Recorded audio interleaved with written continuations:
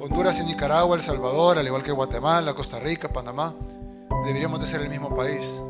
Así que lo que pasa en Honduras o lo que pasa en Nicaragua es como si nos pasara a nosotros.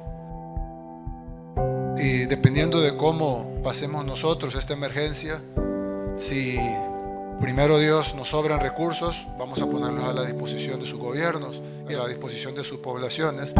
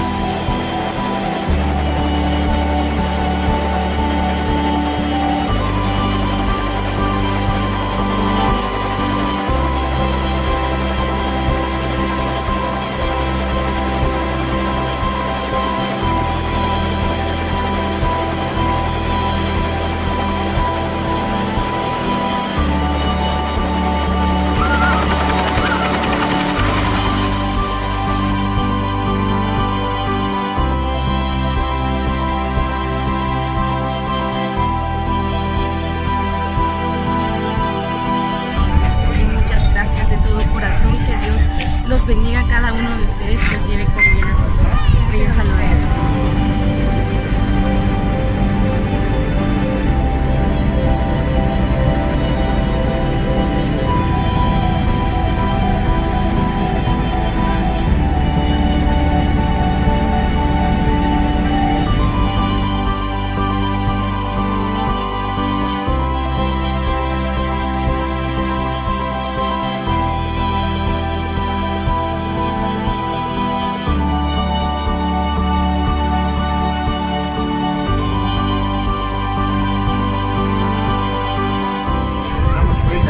El Salvador es una luz del mundo entero, porque ¿quién no habla de Salvador?